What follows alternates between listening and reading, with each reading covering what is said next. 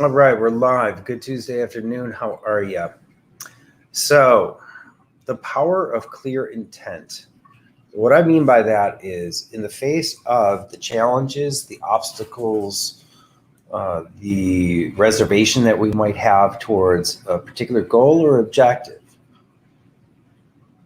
the thing that happens is that we set out to do something or we consider doing something, but then the obstacles towards that thing will surface, and you'll think about, oh, well, I don't have enough time or money or other resources, or a doubt or a fear, or questioning the viability of your idea or the value. Will people like it? Is it going to work?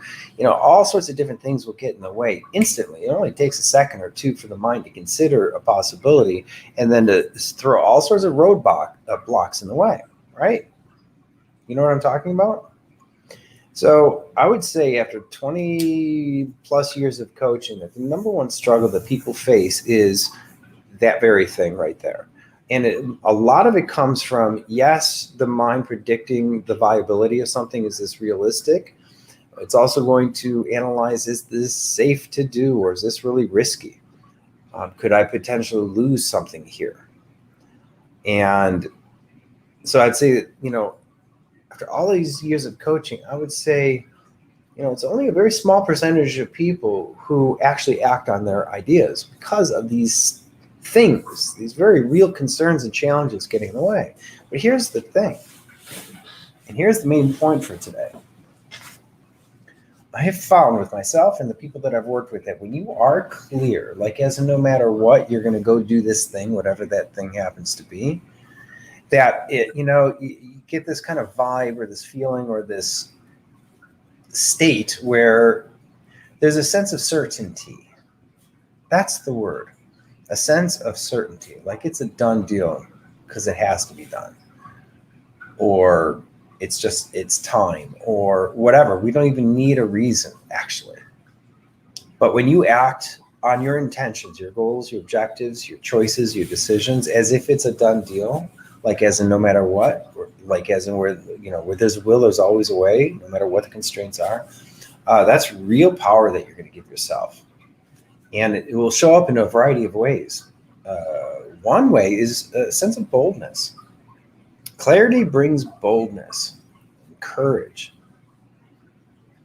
and can actually, in the face of the challenges, can actually have you get fired up and extra motivated. So clarity, there's nothing more powerful than being clear. Easier said than done, though. Because even if we are clear, again, what happens right afterwards is that the mind is going to put the obstacles in the way. Oh, don't do this. This is not safe. Wait a minute. You could be humiliated. You could be embarrassed. You could be disappointed. You could end up homeless. You could,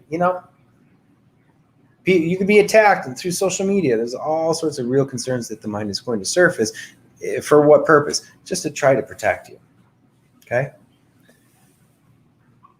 The challenge with that is that whatever the mind gives you, you're going to have evidence for it. It's going to show up as real, viable, serious things to consider. So if your mind says, oh, well, I can never do it, there's no way, people aren't going to your brain is going to come up with that stuff and believe it. And therefore, you are going to believe what your mind gives you. So when we are being clear, we also want to be on the lookout for those kickbacks, those doubts, fears, concerns that the mind will give you in an instant. And instead of going into those doubts and concerns and challenges, I just want to initially observe that my mind gave me those concerns. I don't need to deal with the content. It's a fine but important point. Just notice, I just noticed that my mind is freaking out as I even consider doing this thing that I really want to be doing. And so that's the first step. Once we are clear, we make a declaration, like as in no matter what, like as in my grandma used to always tell me, where there's a will, there's always a way. I can hear her Italian voice in my head right now, and it's so true. But how often do we get to the point where we make a decision like it's a done deal, like no matter what, I'm doing this thing? Now, we all have experiences of where we do need to do that and do actually do that. Like when it comes to survival stuff, like, if that bill doesn't get paid tomorrow, electricity is going to get shut off or whatever. That kind of situation, a lot of times, where that notion of where there's a will, there's a way, will come through. When it has to get done, doesn't it usually get done? So that kind of certainty is what you will be enticing as you take that bold move and be clear. Be clear in your declaration, like, you know what, I am doing this thing no matter what. Done deal. Nothing more powerful than being clear. It has the power to cut through the most amazing challenges and obstacles that you would think that in a million years you could never get past. And I see it time and time again in my life, as well as with the clients that I work with. Certainty is extremely powerful. So how do we get certain? Well, that's not so easy, right? Because of what I've been talking about, the mind kicking back the doubts, fears, and other concerns that it's going to have with that endeavor of yours. And it is going to be convincing, and it's going to have evidence every single time. To know that ahead of time can really help you pre-pave the way, so that when you make the declaration, you're also on the lookout for the mind's concerns, and you're not going to deal with the mind's concerns just for that moment. You're just going to note that they're there. Just notice it. That's the first step. Declare and notice. And this is not necessarily a linear step-by-step kind of thing, but what you're also doing when you're getting clear, can you even just for a moment feel what it feels like if it was a done deal, like that project or that business or that goal of getting healthier, or whatever you want to create more of in your life? What if it actually did happen? Like, even go there just for a couple of seconds. Give yourself permission to use your imagination to, like, step into that future now as if it's already done. How does that feel?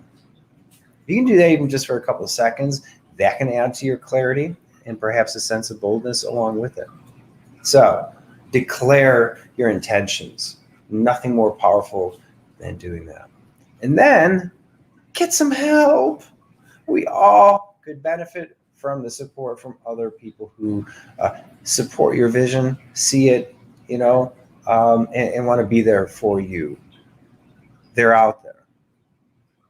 Now, friends and family can sometimes be the worst people to get help from, but if you happen to be lucky to have people who are really supportive and can see you and what you're all about, then by all means, please. I think a lot of us, especially in the States, that rugged individual, well, I can do it myself. And it's like, you know what? Man, sure, we can do things by ourselves, but why would we want to? If you're familiar with the phenomenon of synergy, that's where you bring two or more minds, hearts, souls together, and magic happens. And I've been coaching for over 20 years, and part of that is also helping people get their ideas online in the form of websites, online courses, ebooks, that kind of stuff. And what I do is I go through Zoom and we hook up and we do things in real time. I call it co-creating in real time. And that's where we bring our imaginations together and just working through things in real time, building, creating, getting clear with stuff. It's so powerful. So I'm here. I do these lives every single day. I've done over 1,300. We haven't missed a day so far. So I'm here. All you have to do is reach out and say, hey, man, here's what I'm working on. Here's what's getting in the way. And we'll talk. Let's see what we can do. So again, it's a very simple idea. The power of clear intent can cut through just about any obstacle, any challenge, anything getting in the way. And I've personally had to work through some pretty serious stuff, including a ski accident when I fell from 25 feet off of a ski jump onto a sheet of ice, and I broke 8 ribs, shattered my hip in 9 different places, was in a wheelchair for 4 months. And a huge obstacle that still affects me to this very moment. Hip issues and this and that, right? But somehow I have found a way to exercise every single day in spite of it all for 2,138 days now. I think I'm at. I'm a big believer in gamifying things and doing things every day if possible, even just for 3 days and then 10 days, and you go from there. And so I've learned through some of these experiences and how my clients go through their personal or physical or mental challenges, and not only get past them, but actually transform those challenges. So I took my body challenges that I have to this very day because of the ski accident, and I'm taking full advantage of it. By asking myself questions on a regular basis, it's like, what's the opportunity here to work with my challenges? Well, I can learn more about my body. I can improve my technique when it comes to lifting weights, et cetera, et cetera. I can find ways to put better things into my body. Opportunity to try new things that I didn't think I would be capable of doing. Like my favorite thing is kite surfing or windsurfing and snow skiing. Well, my body can't handle that stuff right now. So what's the opportunity with that? Trying new things, for example, right? So there's always, without exception, opportunities within every crisis and challenge, right? And the key is to be able to see that and to proactively transform any crisis, any challenge, any shortcoming, any lack of resources like money or time. They can all be turned around and work to your advantage. And that's one of the keys. But nothing goes anywhere unless we're clear. Like, yeah, I'm going to go do this thing no matter what. Period. And have you ever had that sense of like, you make up your mind and you know that you've made up your mind? You know that feeling? You just know it's a done deal. It's like there's no ifs, ands, or buts. It's that kind of feeling to be able to entice with some of our bigger or perhaps seemingly scarier things that we want to go for. Right. And again, what's going to happen, be on the lookout for, it's one of the tricks is, yes, be clear, be bold, but then be on the lookout for the doubts and the fears. And yeah, that's not going to work though. Oh, there's only one way to do it. It's been done before. Or, oh, geez, people aren't going to buy this thing, or they're not going to like my artwork. All those things are absolutely going to come up, and we don't want to like change those things, worry about those things. One of the paradoxical tricks with freeing up your mind is to become the observer, like you're watching a movie from a distance.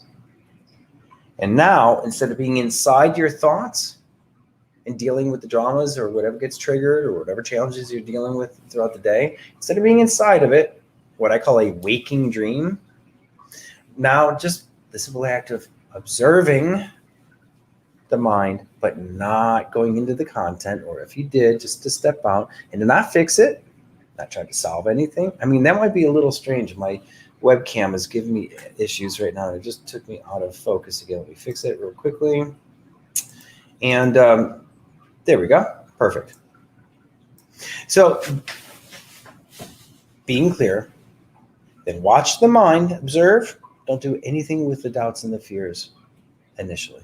Just notice them. Such an important thing, because I think a lot of us are taught to like see a problem and fix it, get rid of it, wage war against it. And I think that there are some paradoxical challenges and pitfalls when it comes to doing what I call the push mode, or forcing things into compliance, including my mind.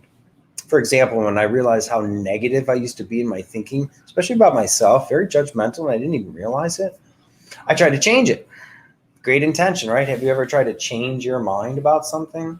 Well, again, like most other things, there's always paradox infused with it. So sometimes the more you try to change your mind, the worse it becomes. And why is that? Well, one of the reasons is as we focus on something, it becomes bigger. And if we're trying to make a change, even well-intentioned, but we're thinking about it too much, it's filling our space up, our time, our energy, our thinking, and it becomes bigger than what it needs to be. So how do we deal with that paradoxical trap? Is sometimes the more you try to do something, the bigger it becomes, and therefore the obstacles, and it makes it such a big deal, right? How do we deal with that paradoxical trap? With paradox.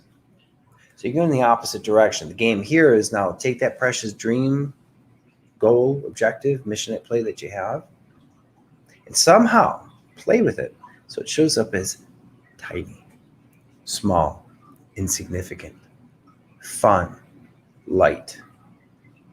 Make sense? Otherwise, this gets the best of us, I'm telling you. And it took me decades of being into this stuff to realize, there is a paradox. And sometimes I make things too big of a deal. Have you ever made something too big of a deal and therefore kind of made it harder than what it had to be? And have you ever made something that's big a small deal? What kind of results did you get? That's why I'm a huge believer in gamifying everything and anything, especially the most important or juicy things that we want to have in our lives. Gamifying gives me permission to change how I view it, how I play the game. I can make up rules. I can throw out rules.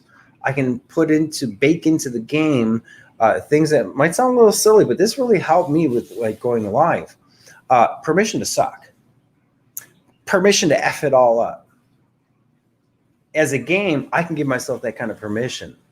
And that's actually what got me on camera with doing these lives. Over 1,300 in a row now, every single day. And when I used to be the shyest guy you'd ever meet, would not be on camera. And when I was, a few times, I'd be stuttering and stammering, and I wouldn't know what to say or anything. And I'll tell you, I played a game with a bunch of people doing a Facebook challenge for 10 days. Go live for 2 minutes times 10. And at the end of that, I asked myself, so, did you die? No. Did you have fun? Yeah. You want to do another 10 days? Okay. And so I did. And along with the notion of permission to mess it all up, this is a great game.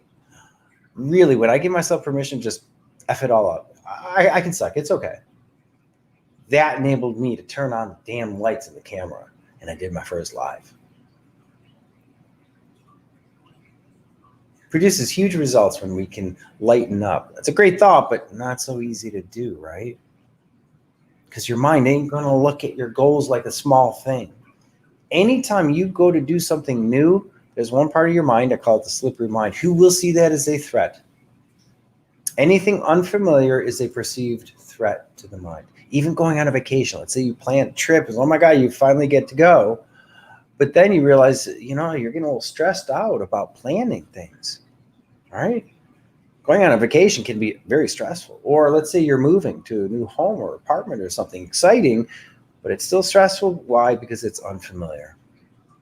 And so anytime we want to take on a new dream or endeavor, you better believe that mind is going to kick back at you and give you every reason to not do that thing and why that's not a viable idea. And it's going to be convincing every single time it gets triggered.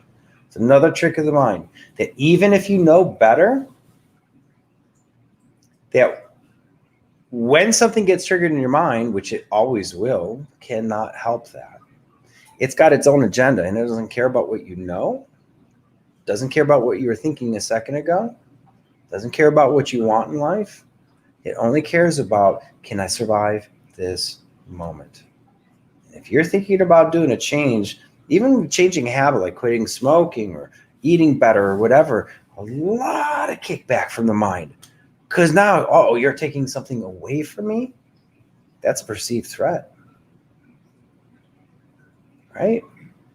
So that's just two ways that the mind can freak out on you with the best of intentions. You want to create something better for your life, but to your mind, it's like, this is unfamiliar, exciting, but we ain't interested. We would rather keep you safe in the world of the familiar. Even if the world of the familiar is not very satisfying, or even if it's painful.